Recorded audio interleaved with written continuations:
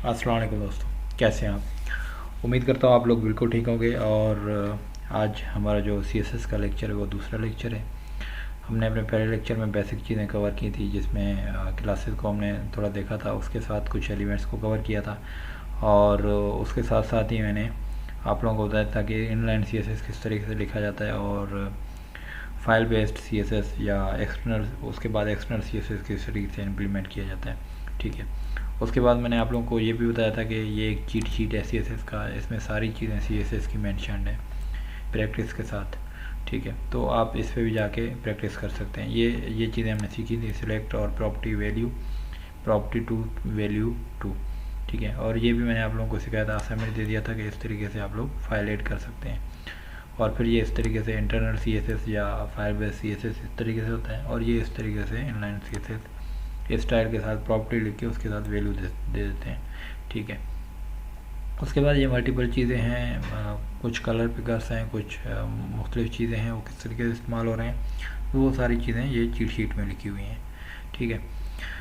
लेकिन मैं इसको इसलिए इग्नोर कर रहा हूँ क्योंकि हो सकता है आप लोगों को ये थोड़ा अजीब लगे, तो इसलिए मैं दूसरे लेक्चर पे चलता हूँ आप लोगों को लेके। अब दूसरे लेक्चर में क्या होगा कि मैंने पहले लिखा हुआ है क्लासेस और आईडी का डिफरेंस क्या है। अब क्लासेस जो हमने पढ़ लिए थे कि एक दफ़ा अगर हम लोग क्लास को यूज़ कर लें तो उसको काफ़ी दफ़ा हम लोग यूज़ करते हैं, और वही जहाँ पे आप वो क्लास यूज़ करेंगे तो ऊपर जो भी आप डिफ़ाइन करेंगे वो सारे उन एलिमेंट्स पे ऑटोमेटिकली आ जाएगा। ठीक है। अब H1 तो ये भी है, लेकिन इस पर ये इम्प्लीमेंट नहीं हुआ। उसकी वजह ये है कि ये देखें, ये भी मैं इंस्पेक्ट कर लेता हूँ यहाँ पे। ठीक है, तो H1 तो ये भी है, लेकिन इस पर वो प्रॉपर्टीज़ इम्प्लीमेंट नहीं हुई, सिर्फ इस पे हुई, इस पे और इस पे हुई, इन दोनों पे हुई। क्यों? क्योंकि इन दोनों के पास ये क्लासेस हैं। ठीक है, अब इसके पास ये क्लास नहीं है। क्लासेस और आईडीज़ हम लोग एलिमेंट्स को डिफरेंशिएट करने के लिए यूज़ करते हैं। ठीक है, classes and ID are used for differentiating the elements, as we can target and implement the styling on every element separately। ठीक है, अब हमने हर एलिमेंट पे सेपरेटली अगर CSS इम्प्लीमेंट करना है तो हम लोग हर एलिमेंट के साथ कोई ना कोई क्लास हम लोग ऐड करते हैं। ठीक है, मोस्टली लिखा होता है। अब किसी भी वेबसाइट पे चले जाएं, फॉर एग्जांपल इसी वेबसाइट का ही अगर मैं आप लोगों को एग्जांपल लेके देता हूँ। फॉर एग्जांपल मैंने इस बेसिक को इंस्पेक्ट किया, तो अब देखते हैं ये बेसिक क्या है। ये बेसिक H2 है, और ये एक डिव में पड़ा हुआ है। डिव को यहाँ पे क्लास दिया हुआ है कोई, और उस क्लास के अंदर है। ठीक है, और फिर आप नीचे आ जाएं, बेसिक कोड, CSS सिंटैक्स। अब इसमें ये पैनल हेल्पर का कोई क्लास है, उसमें पड़ा हुआ है। ये पैनल इनर है, यहाँ पे कोई और क्लास है।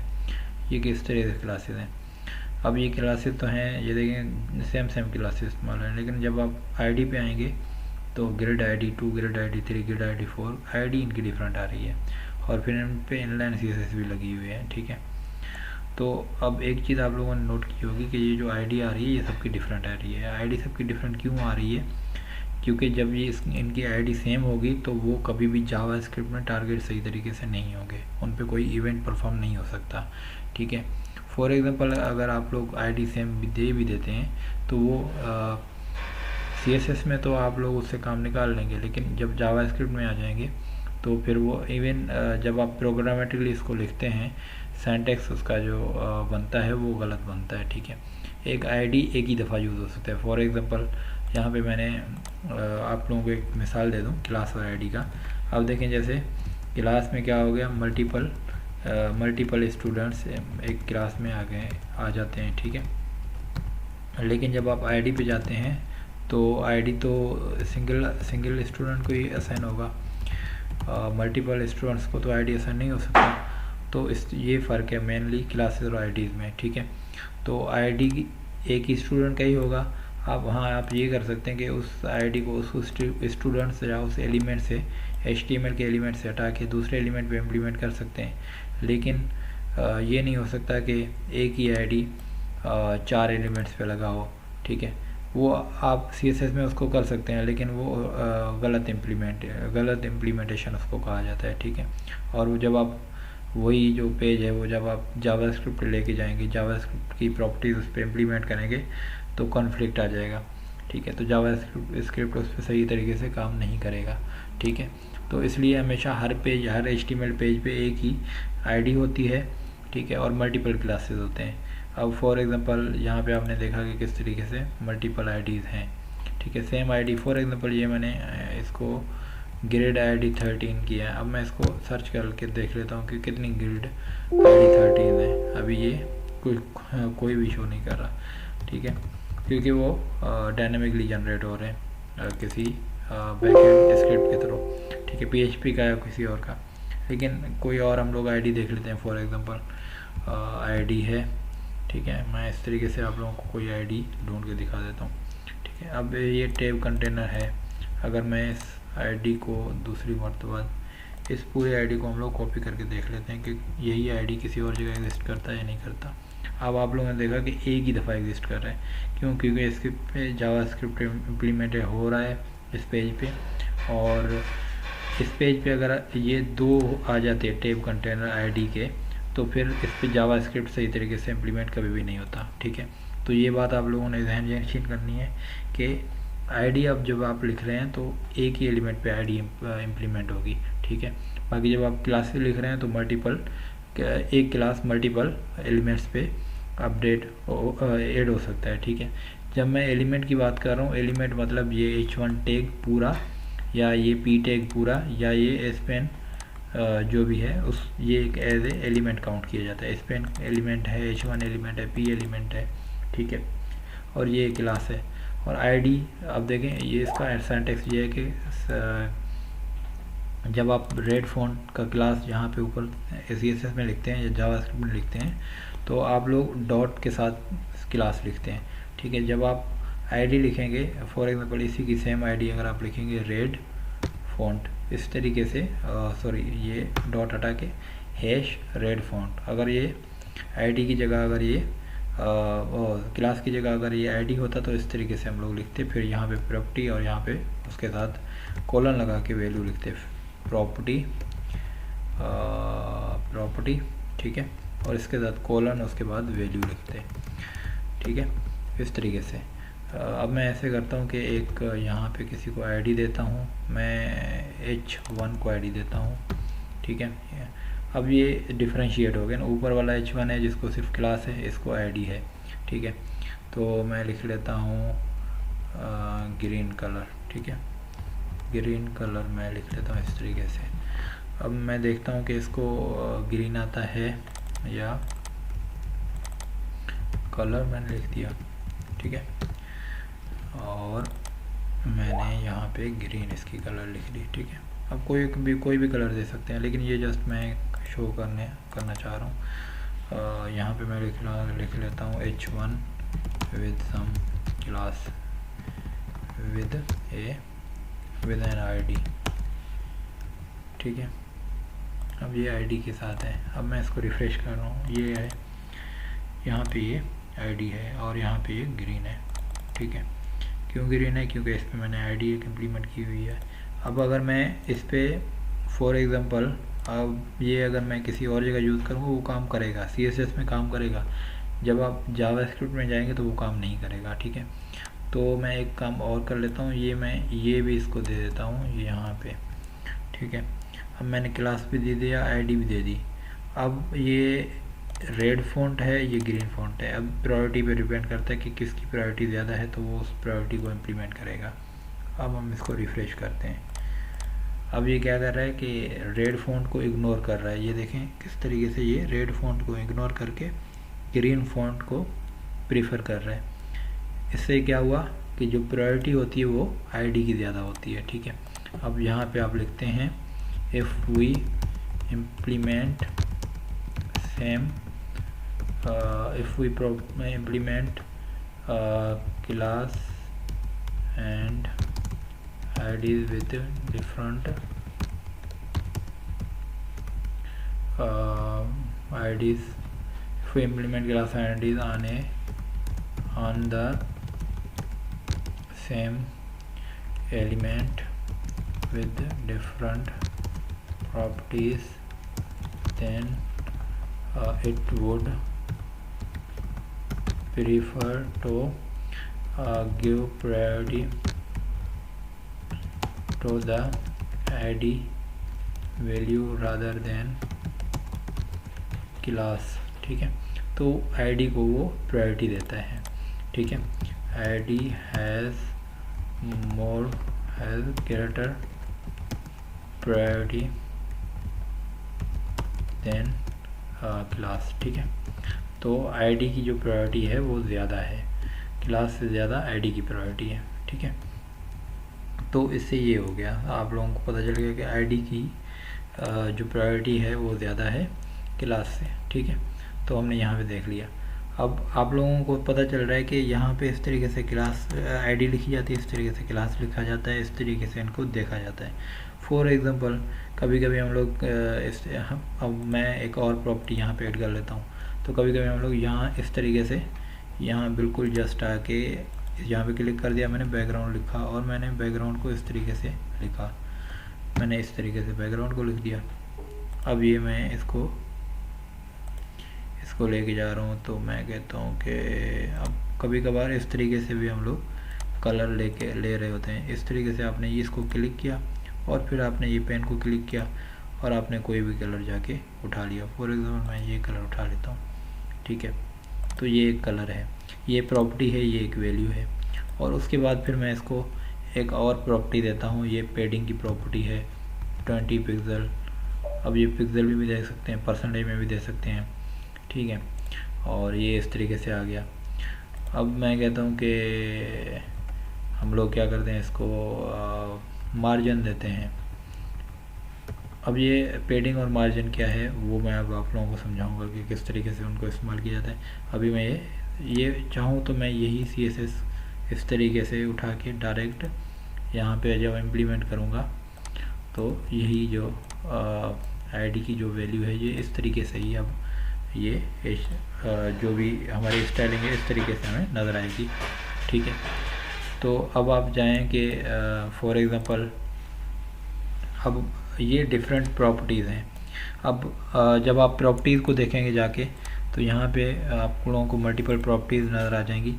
फॉर एग्ज़ाम्पल ये सारी प्रॉपर्टीज़ हैं, कलर की प्रॉपर्टी, बैकग्राउंड कलर की प्रॉपर्टी, बॉर्डर की प्रॉपर्टी, टेक्स्ट शेडो की प्रॉपर्टी, बॉक्स शेडो की प्रॉपर्टी, पोजीशन की प्रॉपर्टी, रिपीट की प्रॉपर्टी, ये बैकग्राउंड की प्रॉपर्टीज़ हैं। ठीक है, ये कलर की प्रॉपर्टीज़ हैं, बैक कलर, फिलहाल कलर, ये कलर, ये ग्रेडियंट की प्रॉपर्टीज़ हैं। ठीक है, और ये बटन की प्रॉपर्टीज़ हैं, और उसके बाद फ़ॉन्ट की प्रॉपर्टीज़ हैं, और ये ट्रांसफॉर्म की प्रॉपर्टीज़ हैं। ठीक है, तो ये सारी प्रॉपर्टीज़ हैं। अब इन प्रॉपर्टीज़ को आप लोगों ने यूज़ करना है कि किस तरीके से यूज़ होंगे वो आप लोग देख रहे हैं कि इस तरीके से इनका कोड भी लिखा हुआ है। ठीक है, अब आप लोगों ने करना क्या है, कोई भी आप लोगों ने कोई डिव उठानी है, उसको आप लोगों ने ग्रेडियंट देनी है। फॉर एग्जांपल मैंने इसको उठा लिया, अब मैं कुछ इस तरीके से करूँगा कि चले मैं ऐसे करता हूँ कि ये वाली जो है हम लोग यहाँ से डिफरेंट पहले मैं ग्रेडियंट सिलेक्ट करता हूँ। ठीक है, तो ग्रेडियंट में मैं ये कलर देता हूँ। ये कलर देने के लिए अब मैं यहाँ से डिफरेंट कलर सिलेक्ट कर रहा हूँ, इसको मैंने ये सिलेक्ट कर दिया, ये ग्रेडियंट मतलब मल्टीपल कलर्स। ठीक है, एक ही डिव में मल्टीपल कलर्स। ठीक है, इस तरीके से मैंने ये सिलेक्ट कर दिया। अब देखें ये 3 कलर्स यहाँ पे सिलेक्ट हो गए डिफरेंट। ठीक है, और ये कह रहा है कि मिरर ट्रांजिशन किस तरीके से होना चाहिए, ये कौन किस तरीके से होना चाहिए, किस तरीके से होना चाहिए। ठीक है, ये सारी चीज़ें हैं। अब मैं कहता हूँ कि इस तरीके से कर लो, किसका शेड ज़्यादा कर लो, किसी का कम कर लो, इस तरीके से। ठीक है, अब मैं क्या करूँगा, अब मैं सबसे पहले एक डिव बनाऊँगा। ठीक है, और उस डिव पे ये सारी चीज़ें इस तरीके, मुझे डिव इस तरीके से नज़र आनी चाहिए। अब ये ग्रेडियंट को मैं किस तरीके से उठाऊँ, फॉर एग्जांपल मैंने एक डिव बनाया। डिव आपको पता है HTML मैंने आप लोगों को समझाया था कि डिव क्या है। डिव एक बॉक्स होता है, उसमें आप लोग मल्टीपल चीज़ें लिखते हैं ताकि आप लोगों का जो भी आप उस डिव पे फिर क्लास इम्प्लीमेंट करके फिर आप उसको सर्टेन विड्थ और हाइट दे देते हैं ताकि चीज़ें स्मूथ रहें। ठीक है, मैं इसमें डिव को क्लास लिख लेता हूँ टेस्टिंग ग्रेडियंट का स्पेल क्या है, मुझे एक तो स्पेलिंग सही तरीके से याद नहीं होती, GRADIENT। बहरहाल मैं मोस्टली बैकएंड कोडिंग करता हूँ, तो ये इन चीज़ों को डील करना इसलिए कर रहा हूँ क्योंकि मैं समझता हूँ कि जब आप जेएस पे चले जाते हैं ना, तो वैसे मुझे जेएस करवाना था, लेकिन जेएस से पहले सीएसएस लाजमी इसलिए है कि पूरा जो जेएस घूमता है वो इवेंट्स के मतलब इवेंट्स के पीछे घूमता है। इवेंट्स, और वो इवेंट्स किस पे परफॉर्म होते हैं? सिलेक्टर्स पे होते हैं। जब आप लोगों को सिलेक्टर्स का पता सही तरीके से नहीं चलेगा, तब तक आप लोग उन इवेंट्स को सही तरीके से ट्रिगर नहीं कर सकते। काफ़ी ऐसे लोग हैं जिनका सीएसएस कमज़ोर होता है और वो उस तरीके से फिर जावास्क्रिप्ट में परफॉर्म नहीं कर पाते, ठीक है। तो फॉर एग्ज़ाम्पल आप लोगों को पता है कि और मैंने इस तरीके से, मैं अगर आप लोगों को बताऊं कि कभी कभी इस तरीके से होता है कि अगर आपका सीएसएस अच्छा है तो आप लोग काम निकाल लेते हैं, या तो आप लोगों ने लॉन्ग टर्म स्ट्रेटजी अपनानी होती है तो फिर आप लोग लॉन्ग टर्म चलते हैं। फॉर एग्जांपल मैं आप लोगों को यहाँ पे दिखा दूँ, एक दफ़ा मुझे बार बार चीज़ें रोकनी पड़ती हैं। मैं ये इस पे आता हूँ, ये डिव पे मुझे इम्प्लीमेंट करनी है। अब देखें यहाँ पे अगर मैं आप लोगों को दिखाऊं कि ये इसको बोलते हैं नेस्टेड क्लासेस। अब ये कहता है P first letter in the P. अब मुझे पी के फर्स्ट लेटर को बोल्ड करना है, कोई भी पैराग्राफ है उसके फर्स्ट लेटर को मुझे बोल्ड करना है। जैसे कभी कभी आप लोग डॉन अखबार पढ़ते होंगे, तो उस पर जब कोई भी आर्टिकल छपता है तो उसका जो फर्स्ट लेटर होता है वो बड़ा लिखा हुआ होता है, ठीक है। तो इस तरीके से ये एक प्रॉपर्टी है। ये प्रॉपर्टी अब जब आप जाके सीएसएस में लिखेंगे और उस पर जाके कर्ली ब्रैकेट्स के साथ कुछ भी इम्प्लीमेंट करेंगे, तो जो भी पी के अंदर लिखा होगा उसका जो फर्स्ट लेटर होगा उस पर ये जाके इम्प्लीमेंट होगी।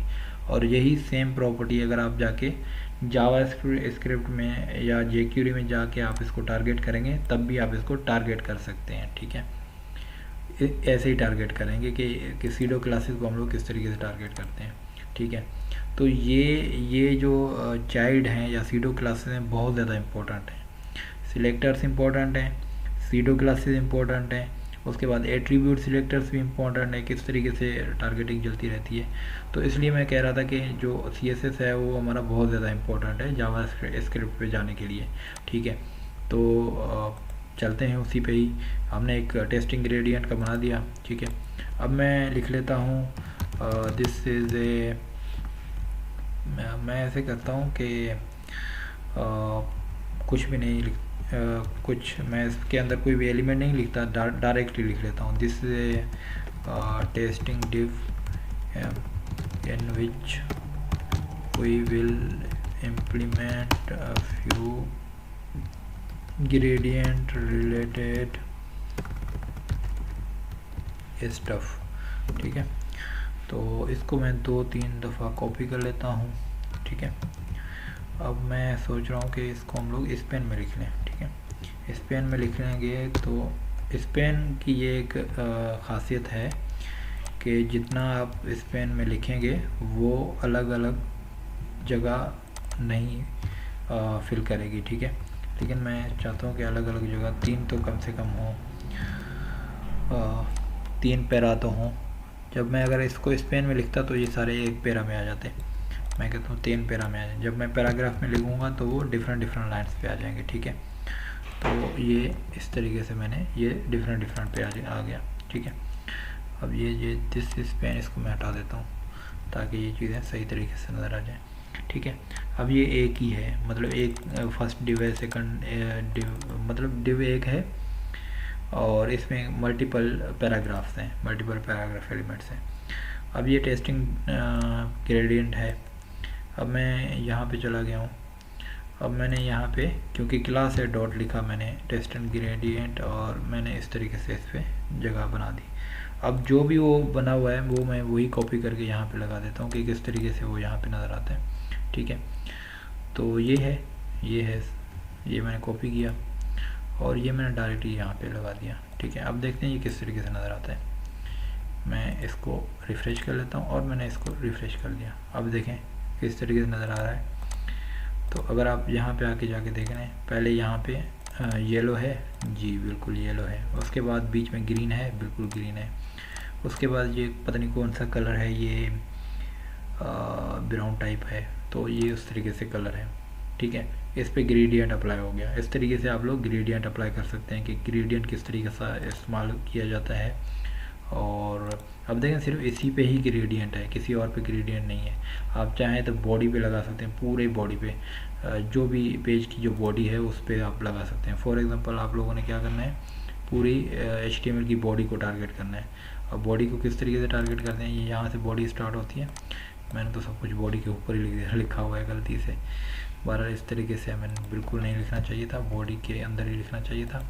तो मैं अब मैं ऐसे करता हूँ कि यहाँ पे बॉडी लिख लेता हूँ, और मैं टेस्टिंग एलिमेंट भी ग्रेडियंट भी लिख लेता हूँ, यहाँ पे बॉडी भी लिख लेता हूँ। ठीक है, अब ये बॉडी पे इम्प्लीमेंट नहीं हुआ, चलो मैं कॉमा लिख के दे सकता हूँ। ठीक है, अब देखते हैं इम्प्लीमेंट होता है, नहीं था, अब इम्प्लीमेंट हो गया। अब इस पे भी हुआ है, अब वो पूरी HTML की बॉडी पे इम्प्लीमेंट हो गया। ठीक है, तो इस तरीके से पूरा ग्रेडियंट इस पे इम्प्लीमेंट हो गया। और लोग इस तरीके से इंटरेक्टिव डिज़ाइंस बनाते हैं। वो फर्दर आपके कैपेबिलिटीज़ पे डिपेंड करता है कि आपकी कैपेबिलिटीज़ क्या हैं। फॉर एग्जांपल कोई डेवलपर होता है लेकिन बहुत अच्छा डिज़ाइनर बन जाता है कभी कभी। ठीक है, और कभी कभी कोई ऐसा डिज़ाइनर होता है जो बहुत ज़्यादा कोशिश करने के बाद भी ऐसा कोई लेआउट तैयार नहीं कर पाता जिस तरीके से मतलब कोई अच्छी सी लैंडिंग पेज वो जनरेट नहीं कर पाता जो ज़्यादा लोगों को इंटरेक्टिव लगे। ठीक है, तो मल्टीपल चीज़ें होती हैं, वो आपके कैपेबिलिटीज़ पे डिपेंड करती हैं। ठीक है, तो हमने ये ग्रेडियंट इस्तेमाल करके देख लिया यहाँ से। ठीक है, इस तरीके से ये CSS का बटन है। अब मैं क्या करूँगा, कोई बटन बनाऊँगा और उस पर मैं यहाँ पे मैं कहता हूँ कि इसको मैं क्लिक कर लूँ। ठीक है, तो अब मैं इसको रेडियस इस तरीके से दे दिया, इसको मैं बड़ा कर दिया इतना, इसको मैंने ये साइज़ इसका बड़ा कर दिया, छोटा कर दिया। अब इसको, अब वो सेम ही कलर है, जो ये कलर है वो यही कलर है। ठीक है, तो अब इस पे अगर मैं होवर कर रहा हूँ तो इसका कलर चेंज हो रहा है। अब होवर का कलर चेंज है। अब होवर पे इसने, अब देखें यहाँ पे अगर मैं इसी को ही कॉपी करके जो भी कोड लिखा हुआ है मैंने इसको उठाया यहाँ से। अब उठाने के बाद मैंने यहाँ इसके आके डायरेक्ट लगा दिया। अब यहाँ पे कुछ इस तरीके से CSS लिखा हुआ है। ठीक है, CSS में वो कलर कोड है, कलर है, और इसने मल्टीपल प्रॉपर्टीज इस तरीके से कंबाइन करके लिखे हुए हैं। ठीक है, अब ये माय बटन है, कहता है कि एक क्लास है जिसका नाम है माय बटन। ठीक है, और माय बटन का जो कलर है ये एक प्रॉपर्टी है, ये इसकी वैल्यू है। वैल्यू आपकी मर्ज़ी है, आप कलर का वैल्यू RGB में दे दें, किसी में दे दें, वो आपकी मर्ज़ी है। आप डायरेक्ट कलर का नेम लिख दें या RGB में दे दें, वो आप पे डिपेंड करता है। ठीक है, RGB मतलब रेड ग्रीन ब्लू। ठीक है, तो RGB, हाँ, रेड ग्रीन ब्लैक या रेड ग्रीन ब्लू पता नहीं क्या क्या चीज़ें मुझे याद नहीं रही अभी डिज़ाइन से रिलेटेड। 12 रेड ग्रीन ब्लू है, देख लेते हैं एक दफ़ा ताकि हमें RGB कलर्स, मेरे ख्याल में हमने पढ़ा था कि RGB, अच्छा ये एक मॉडल है, सही है, ये मैंने पढ़ा था, लेकिन हमने ग्राफिक डिजिटल ग्राफिक्स एक कोर्स होता था हमारा, उसमें हमने पढ़ा था। रेड ग्रीन ब्लू है, ब्लैक नहीं है। ठीक है, रेड ग्रीन ब्लू ये एक कलर का मॉडल है, बहुत ज़्यादा फेमस मॉडल है, इसको लोग फॉलो करते हैं। ठीक है, तो बहरहाल मुझे याद नहीं था क्योंकि काफ़ी ज़्यादा बैचलर्स को टाइम हो गया, 6-8 साल हो गए। तो इस तरीके से ये फिर से ये प्रॉपर्टीज़ हैं, मैंने आप लोगों को बताया था कि बहुत ज़्यादा प्रॉपर्टीज़ हैं, बहुत ज़्यादा एट्रीब्यूट्स हैं। और ये फ़ॉन्ट फैमिली भी एक एट्रीब्यूट है, फ़ॉन्ट वेट भी एक एट्रीब्यूट है, हमने पढ़ा था। टेक्स्ट डेकोरेशन भी एक एट्रीब्यूट है, और इस तरह फ़ॉन्ट स्टाइल भी, मल्टीपल चीज़ें यहाँ पे इम्प्लीमेंटेड हैं। जब मैं इसको अलग अलग लाइनों पे लेके आ रहा हूँ तो आप लोगों को पता चल रहा है कि इस तरीके से ये अलग अलग लाइनों पे किस तरीके से ये चीज़ें इम्प्लीमेंटेड है। बॉर्डर भी है, शेडो भी है। ठीक है, और ये उसके बाद इसने क्या इस्तेमाल किया, यहाँ पे डिस्प्ले भी इसने इस्तेमाल कर दिया। ठीक है, तो ये सारी चीज़ें इसने किस पे इस्तेमाल की हैं, एक क्लास है, एक क्लास बना दिया। अब ये होगा कि जिस पे ये क्लास लगेगा उस पे ये सारी चीज़ें लग जाएंगी। ठीक है, फॉर एग्जांपल मैंने ये क्लास कहाँ पे लगा दिया, मैं कहता हूँ कि इस पे मैं लगा दूँ। ठीक है, इस पर मैंने क्या किया, मैंने डॉट नहीं लिखा, डायरेक्ट माई बटन लिख दिया। बटन वाला क्लास हमने H1 पे लगा दिया। अब देखते हैं H1 की क्या हालत होती है। अब H1 इस तरीके से बटन लगने लग गया। क्यों? क्योंकि हमने बटन वाला जो क्लास है वो H1 पे लगा दिया, तो H1 बटन लगने लग गया। ठीक है, अब इसमें मैं होवर कर रहा हूँ तो इस तरीके से, अब वरना इस तरीके से नज़र आ रहा है। ठीक है, तो इस तरीके से ये क्लासेस और आईडीज़ का इस्तेमाल होता है। ठीक है, एक तो ये। उसके बाद नेस्टेड क्लासेस होते हैं। नेस्टेड क्लासेस किस तरीके से होते हैं, फॉर एग्जांपल मैं आईडीज़ और क्लासेस, मुझे उम्मीद है आप लोगों ने समझ लिया होगा। ठीक है, तो अब आईडी और क्लासेस के बाद हम लोग दूसरा जो चलते हैं वो नेस्टेड क्लासेस पे, नेस्टेड सिलेक्टर्स या अच्छा नेस्टेड एलिमेंट्स पे चलते हैं। ठीक है, नेस्टेड एलिमेंट्स पे चलते हैं। अब नेस्टेड एलिमेंट्स क्या हैं, फॉर एग्जांपल मैं कहता हूँ कि ये टेस्टिंग ग्रेडियंट है। ठीक है, इसके अंदर एक पी है, अब मुझे इसकी वैल्यू चेंज करनी है। ठीक है, मैं कहता हूँ कि मुझे इस तरीके से करना है, फॉर एग्जांपल अच्छा, तो ये टेस्टिंग ग्रेडियंट है, इसके अंदर पी है, मुझे इसकी वैल्यू चेंज करनी है। ठीक है, तो मुझे इसकी मैं इसका बैकग्राउंड चेंज करना चाह रहा हूँ। ठीक है, तो अब मैं बैकग्राउंड किस तरीके से चेंज करूँगा, मैं इसको इस तरीके से कर लेता हूँ। कौन सा था यहाँ पे, अगर मैं इसको देख लूँ तो दिस इज फर्स्ट, अच्छा ये वाला था। इसको, इसकी जो पी है इसका मुझे बैकग्राउंड चेंज करना है। ठीक है, अब मुझे इसका बैकग्राउंड चेंज करना है तो मैं क्या करूँगा, मैं ये कहाँ पे ये है।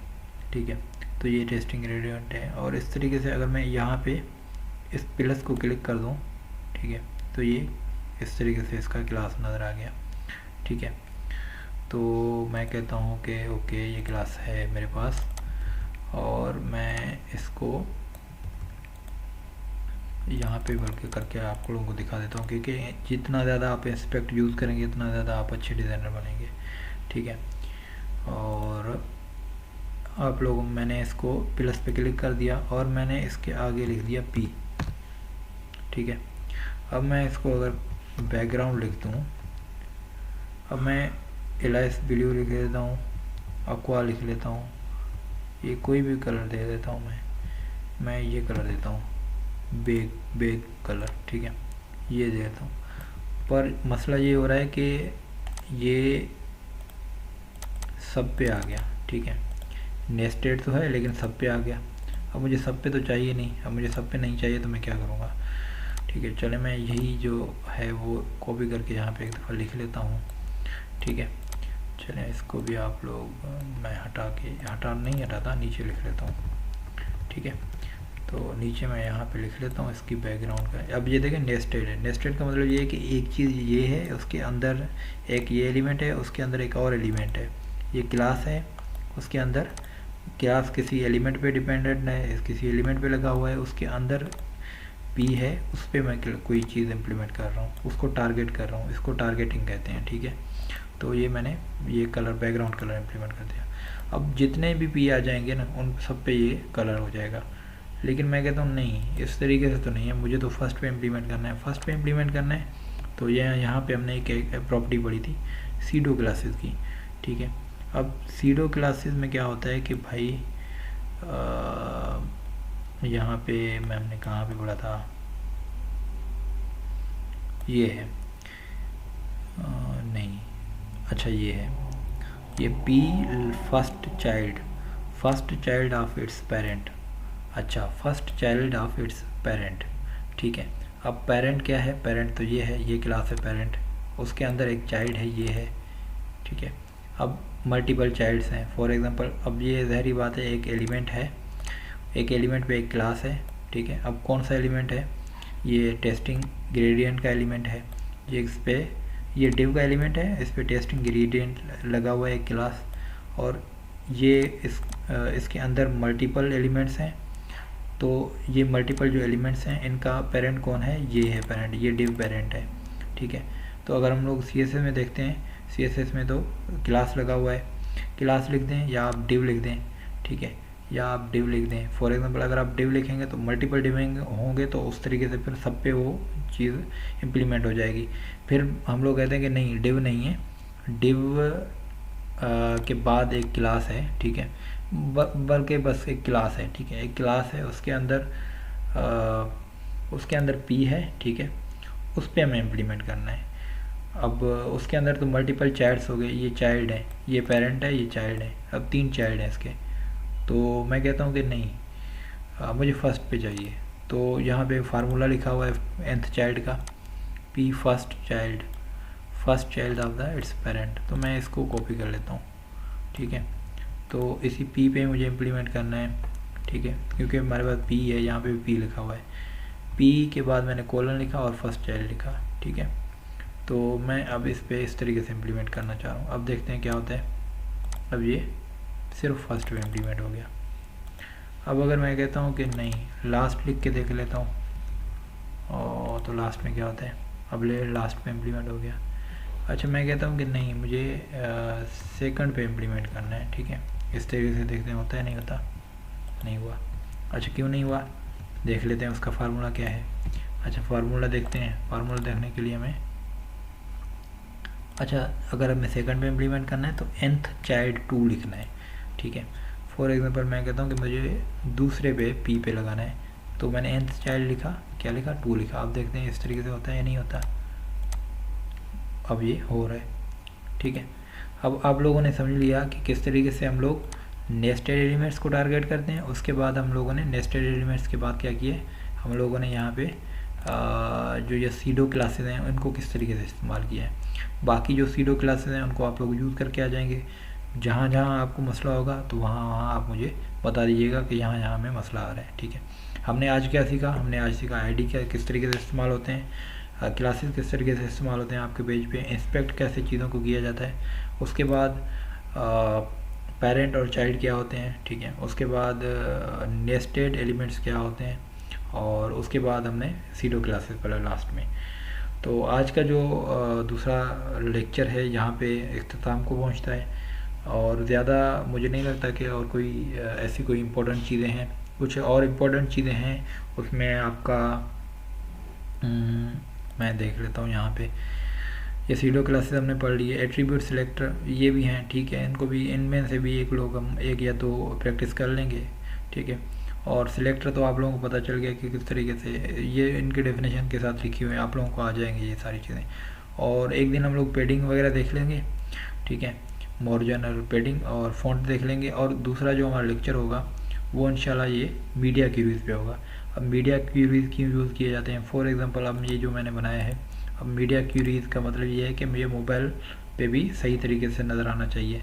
अगर मोबाइल पे ये सही तरीके से नज़र नहीं आ रहा तो हम लोग मोबाइल के लिए अलग CSS लिखते हैं कि मोबाइल पे किस तरीके से नज़र आना चाहिए और डेस्कटॉप पे किस तरीके से नज़र आना चाहिए। फॉर एग्जांपल मैंने इसको क्लिक कर दिया तो ये मोबाइल है, अब ये मोबाइल पे सही नज़र आ रहा है, ठीक है, ओके है। लेकिन कभी कभी ऐसे होता है कि ये मोबाइल पे सही नज़र नहीं आता, और ये जो फर्स्ट क्लास CSS क्लास है तो ये बाहर नज़र आता है, ये इस पर नज़र ही नहीं आ रहा होता मोबाइल पे। ये मोबाइल के डिफरेंट चीज़ें यहाँ पे लिखी होंगी। अच्छा, ये मोबाइल पे ये भाई पिक्सल 5 इस तरीके से नज़र आएगा, सरफेस डियो ये कोई आईपैड इस पे इस तरीके से नज़र आएगा, और सैमसंग गैलेक्सी 8 पे आप लोगों को इस तरीके से नज़र आएगा। तो ये मल्टीपल जो भी मोबाइल्स हैं उन पे किस तरीके से नज़र आएगा, ठीक है। तो फिर मीडिया क्यूरीज वहाँ पे इस्तेमाल होती हैं कि जहाँ पे मोबाइल का लेआउट आप लोगों को फिक्स करना पड़ता है, ठीक है। तो होपफुली एक दो और लेक्चर्स होंगे, लेकिन उन लेक्चर्स में मैं उम्मीद ये करता हूँ कि आप लोगों के जो भी पूरे कॉन्सेप्ट हैं वो सारे इंशाल्लाह पूरे हो जाएंगे।